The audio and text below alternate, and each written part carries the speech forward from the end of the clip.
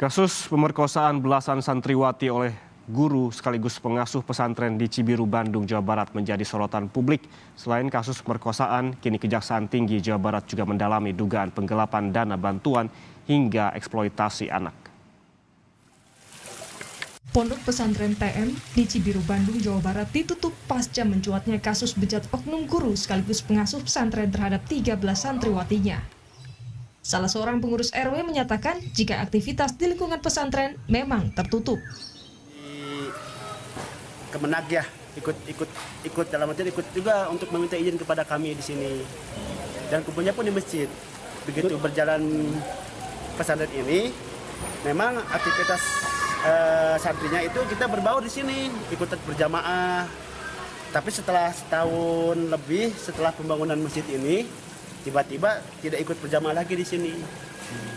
Akhirnya pesantren tertutup ya. Akhirnya tertutup. Kita juga nggak tahu tuh aktivitas seperti apa di dalam, apa ada kegiatan apa. Kami warga di sini tidak tahu. Kabid Humas Polda Jawa Barat, Kombes RD Adri Mulan Caniago menyatakan Polda tidak merilis kasus lantaran seluruh korban masih di bawah umur. Ya, memang benar sekali di awal Mei itu ada laporan terkait ada pencabulan yang dilakukan oleh salah satu dosen pengajar di pesantren yang ada di daerah Cibiru terhadap anak-anak santrinya yang berusia masih belasan tahun. Nah, mengapa kita tidak rilis? Karena ini menyangkut dampak sosial dan dampak psikologis dari anak yang mengalami pelecehan seksual tersebut. Sehingga kita tetap melakukan penyidikan dan sekarang sudah berada di tangan kejaksaan, dalam artian berkas dan tersangka sudah disampaikan atau dikirim kepada kejaksaan. Para santri yang menjadi korban kekerasan seksual rata-rata berusia 13 hingga 16 tahun. Beberapa di antaranya telah melahirkan bayi. Bahkan, salah satu korban telah melahirkan 2 anak. 11 korban yang berasal dari Garut tengah mendapatkan pendampingan dari Pusat Pelayanan Terpadu Pemberdayaan Perempuan dan Anak atau P2TP2A Garut. Korban dan keluarga kini masih dalam pengawasan lantaran trauma yang dialami serta pendampingan korban yang juga menjadi saksi di persidangan. Semua dari kita, jadi 8, 1 sampai ada 2 anak. Nah ini, tapi dari semua sekarang selama 6 bulan semua sudah lahir. Jadi kan tadi di TV saya melihat 2 lagi hamil, tidak. Sekarang semua sudah dilahirkan. Sebenarnya mereka sekolah di sana juga karena gratis. Jadi mereka banyak bertalian saudara dan tetangga. Jadi seperti yuk kita belajar di sana gratis. Nah inilah awalnya. Mau lebaran, nah inilah salah satu pedulinya orang tua yang melihat kenapa anak saya berubah. Nah dari situlah akhirnya dengan ditemani oleh kepala desa mereka melapor ke Polda Jabar. Apalagi walaupun dibilang pesantren, ternyata pengajarnya yang mengurus pesantren itu cuman si pelaku. Kalaupun ada guru yang datang, ternyata mereka diiming-imingkan untuk belajar, tapi ternyata mereka belajarnya adalah guru datang itu. Sementara itu, hukuman maksimal siap mengganjar terdakwa.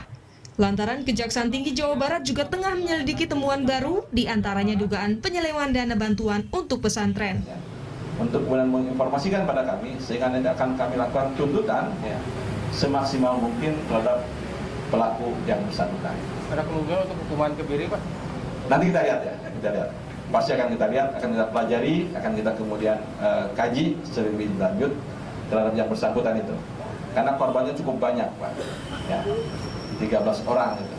Di samping dia menyalahgunakan kapasitasnya selaku tenaga pendidik, ya, yang bersangkutan juga menggunakan yayasan sebagai modus operandi kejahatan.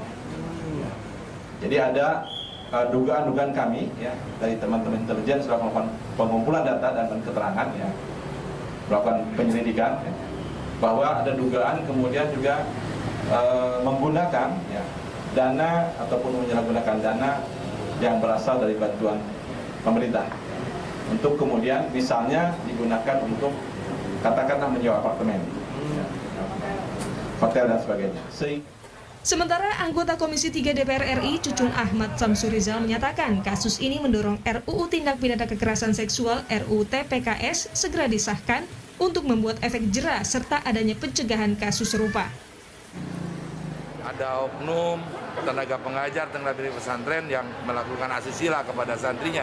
Makanya Undang-undang tindak pidana kekerasan seksual ini untuk efek jera, saya kemarin di DPR menjadi terdepan untuk segera disahkan.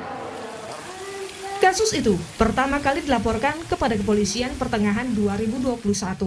Namun baru diketahui publik ketika sidang ke-7 dengan agenda mendengarkan keterangan saksi di Pengadilan Negeri Bandung Selasa lalu.